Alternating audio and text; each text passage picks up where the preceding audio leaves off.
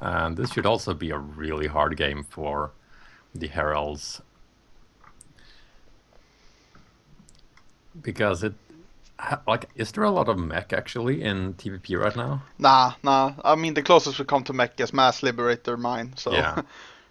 So we should actually expect that from Lil Canine, I assume. Mm-hmm. But anyway, we do have Herald's Mordka in the top left corner, who is the Protoss in some like green color. And spawning in the bottom right, representing isIMBA, it is Lelecanin. And And he's going for the 2 racks immediately. I I really think. love, yeah, Proxy 2 Rex, Proxy 3 Rex even. But I really love how he still has AI in his name, because AI is Alien Invasion and they have disbanded. It was the old team it Yeah. was on.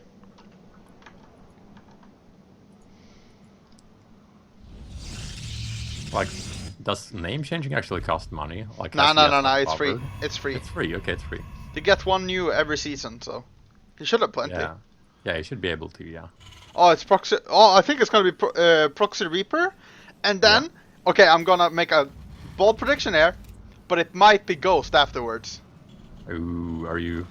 We do have double reactors to it, so it should be something more than just a like Proxy Reaper expand build or anything like that. So you might be correct. So what is the thought behind the Ghost? Like, what do you want to do with that? Well, you get Cloak, and then you Yeah. get 2 Ghosts, and then you Yeah. just walk up and kill the Protoss, because That has to take so much time, though. Like Ghost. actually getting the Ghost should take forever. Well, we'll see if that happens, but actually, it's surprisingly strong. QXC did it a lot in his QXC and BC Cootie played Archon mode in a turn like the Red Bull Battlegrounds, and they went for that build, and it worked perfectly for them. So let's see here. Is it gonna be a factory or the Ghost Academy? Oh, it looks it's gonna be a factory, man. I'm disappointed. Getting me hyped, man. We do have the factory, which is actually in the main base. And we have a single Reaper, so he's going for kind of a standard build. And considering that he's Lil Canine, this might just be like a scouting barracks after this. And then he's just going to build more factories. Anyway, we have the first Reaper coming in here. He's going to try and get the first probe kill. And Mordka's going to try to micro his heart out. He's going to lose 1 probe. No, he doesn't actually. He saves at 1 probe. And like Lil Canine is trying to get 1, and he's get 1. He should get 2. And maybe even 3 here. Right now, it's all about not losing losing as little as possible, and getting a mothership core up, which is not building actually. I wonder why. Does it want to go for a tech? We do see the second Reaper is alive and well. We have 4 probe kills so far, and we do have 1 adept into 2 adepts, and still no mothership core, like you said. We finally see the warp gate research coming down. But he will actually repel these 2 Reapers. But like behind this we see Lil Canine is going for... What are these called even? I have barely seen these. Cyclone? Cyclone, yeah. So we have a Cyclone coming out from Lil Canine. I've actually seen this too when I've been playing. People have been experimenting more with the Cyclone. It actually deals like a lot of damage, but requires some micro as well, which people seem to suck at. This is some really crazy build though, like proxy starport with a liberator. That's cool. That's cool. Yeah. That radius from the mine, so that's enormous. Yeah, but I don't think Morkan knows about Lil Canine's plan of going. No, like if he did, he should have a pylon by his natural, so he can actually overcharge to defend against the Liberator. And he still doesn't even have a mothership core. Like he's just trying to defend against Widow Mines with this robotic facility. And he will lose even more probes, maybe. Oh, no, he didn't actually lose anything. He's good. He's good. He's good. And he's a Liberator now, so now he's got to react. And his warp gate is not finished actually, so he can't warp in stalkers just yet. This is a super annoying position because he cannot get there with the stalkers, without them getting fired at. So the pylon is good though. Like if you think it up, the pylon is in a good place, but I think it can actually hit this. But he really needs to put a second pylon in the natural. No, he's moving forward. He's gonna get 1 probe. Put no charge. Yeah, there we go. So it's finally repelled somewhat. We still need to see some stalkers getting worked in to defend this natural. This natural is completely exposed, and we finally see the pylon I was talking about. And That look, took a little while. He's got mech behind us, like, and he's getting Banshee and Cloak at the other side of the map. Nice. Oh, this build is fucking awesome. I'm gonna do this in ladder, man. And he's going back into the main. He's gonna try to get even more probe kills. He has a total of 10 so far. Oh, nice.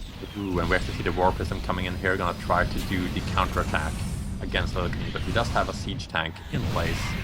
But it doesn't have anything else though. Like he Yeah, no. He needs to repair this. He needs to repair this. Oh, he's gonna It's gonna focus work. down the War Prism with the Cyclone, but he's gonna get out of range. Yeah.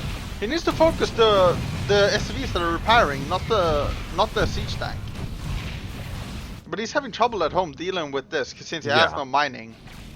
And the War Prism is going down. And this counter all-in from Mordka did not work with some good repairing from Lilicanine. And we have a total of 16 against 7 in the worker count. And this Banshee actually gets killed off. That's good. And it looks like even the Liberator got killed as well. So all the air pressure from Lilicanine has been killed off. We have one more Banshee coming in, and it's actually going to have Cloak. But we do have a Observer to neglect that. So this is a kind of an interesting game. We do see that the supply count favors Lilicanine, but the actual SCV to probe count is still sort of equal. So we see a Twilight Council and a Forge coming down. It looks like it's gonna keep on massing at that. Maybe even Blink Stalkers are better, but I don't know. These Banshees have done a great deal of work, but he has Stalkers and Observers in place now. So, but Mordka is just falling further and further behind in supply. Yeah, and we also see a third from Lilicanine, so I feel like the Terran player here is feeling very comfortable, while Mordka is still trying to find some sort of comfort in this game. I think only just now does he feel like, okay, I can macro confidently without getting all my workers killed in 2 seconds. And we see this Banshee coming in for more harass. The Mothership Core is in place though, so he's gonna be able to shut this down. But it will at least get a couple of probe kills, maybe 2 or 3, which is good enough. Oh, flies into the foot. Oh, it's actually outside of an overshot range, so it's not even gonna go down. But this starport is finally being repelled, so we should see no more air units than this one Banshee. He is going to build more factories and more armories. He's just going to go into this full mech build like we were sort of expecting. And finally we see the third coming out from Mordka.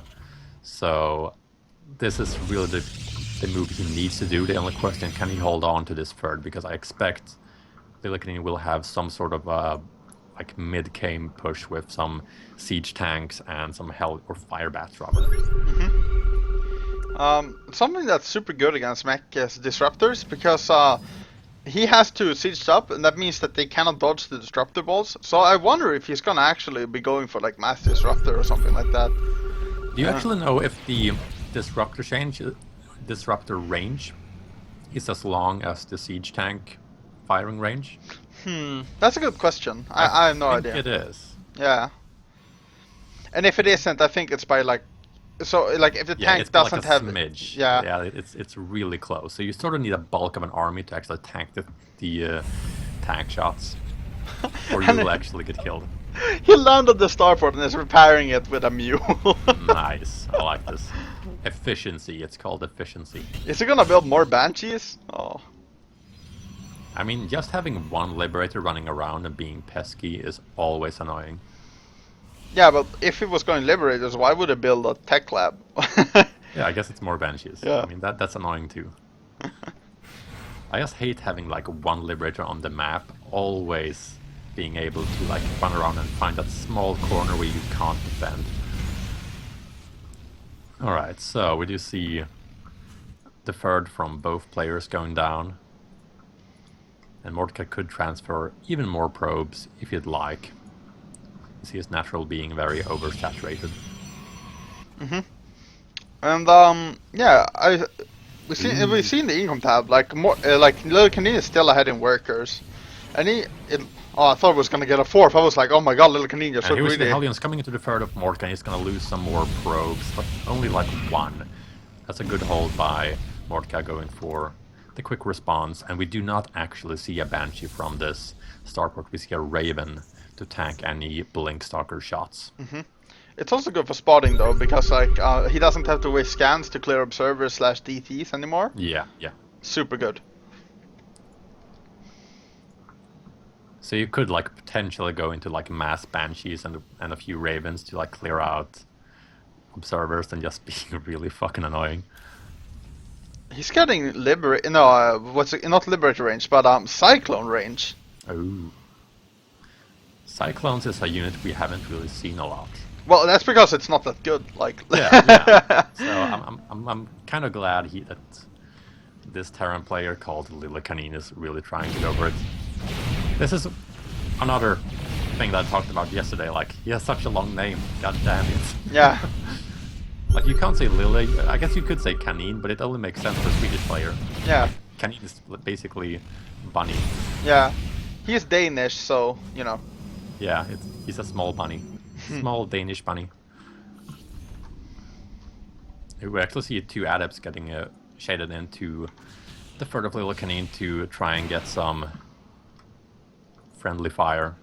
And this Banshee is trying to make something happen. Oh no, server. But it will actually get killed off. And yeah, I feel like he's getting liberators. It's time, boys. Yeah, I mean it seems like a really tough game for Mordka. Like, he's gonna have to play catch up and at some point just transition into Tempest. Because like he has no other way of dealing with this like mech liberator style. Disruptor Tempest with Oracles for Vision seems like to be the way to go.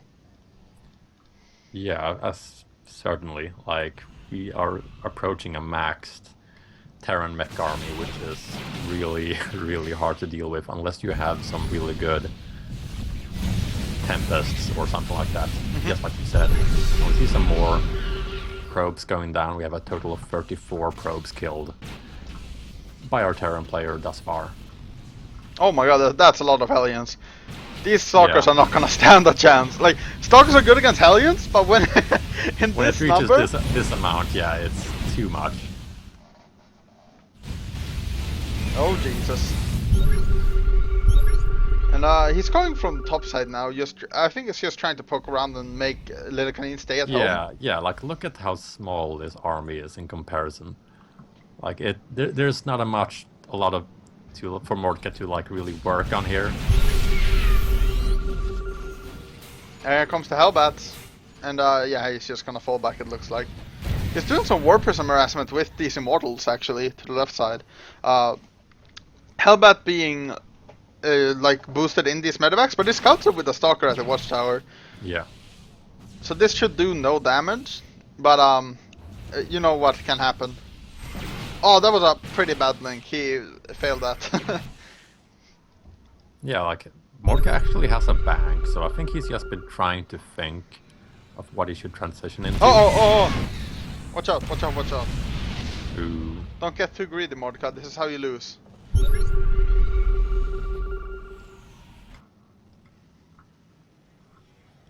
So like he can't really do much with this army. I feel like he should like get on more robotics facilities and more Stargates. He's getting one so far. He's gonna try to go for a two-pronged attack, which will not work in the slightest. There's just so much stuff from Lila Canine, and he's just spreading out his units accordingly. And he's gonna lose these Immortals. And not getting any damage done at the front because of the Siege Tank Liberators. Man, this is rough. He starts to put down the Stargates right now. He gets a Fleet Beacon as well. Yeah. So he's gonna try to go for his transition now, but it's gonna be really hard because Lila Canine is maxed now. He will go out to push any minute. Like, Mordka cannot buy more time for himself. If Lila Canine just goes for it, his army is so superior. And it looks like he's just gonna say fuck it and go for it. He's like, fuck this shit, I'm out. And he has Ghost